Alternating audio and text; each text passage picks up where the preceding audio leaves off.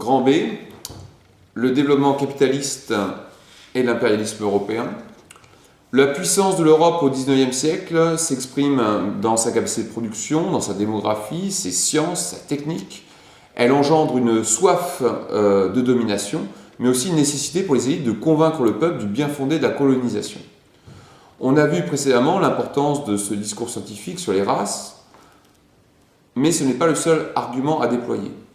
Selon les promoteurs de l'idée impérialiste, il faut également trouver des débouchés à l'industrie nationale et s'approvisionner en produits et en matières premières. Enfin, il faut aussi disposer de ports et de voies maritimes sécurisées pour contrôler les océans et le commerce international. L'essor du capitalisme industriel, puis du libre-échange dans les années 1860, contraint en effet les grands États européens à une vive concurrence pour les marchés et l'approvisionnement en matières premières. Le coton, par exemple, devient pour les Britanniques un enjeu majeur dans leur développement industriel. Cela les pousse à contrôler l'Égypte, puis l'Inde, principaux fournisseurs de cette matière première. De même, les Français font de l'Algérie un puissant producteur de blé, de vin ou de fruits à destination des marchés de la métropole. Les autres colonies d'Afrique fournissent cacao, café et autres produits qui se diffusent progressivement dans l'ensemble de la population.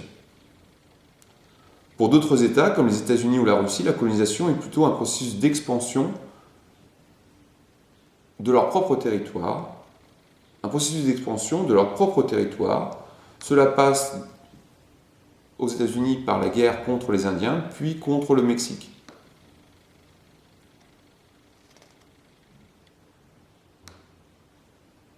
Une théorie impérialiste se met en place, celle de la doctrine de la destinée manifeste. Le peuple américain se veut porteur d'une civilisation moderne et des valeurs de liberté. Ceci passe par l'établissement d'une nouvelle frontière, détruisant la sauvagerie des peuples conquis.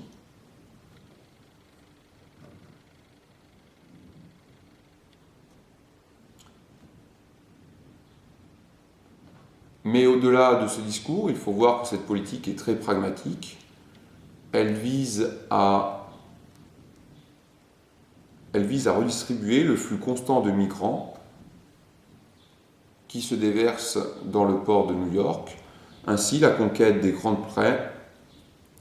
Ainsi, ces migrations s'accompagnent d'un processus de conquête des vastes terres des grandes plaines et l'appropriation des ressources naturelles indispensables à l'essor industriel de cette nouvelle puissance.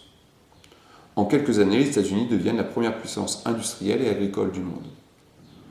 C'est ce processus qu'entame plus modestement la Russie, puisque la population est attachée au territoire via le servage, et c'est donc une colonisation plutôt pénitentiaire qui se met en place via les goulags qui permettent la colonisation de la Sibérie méridionale, notamment en bénéficiant de l'appui du Transsibérien.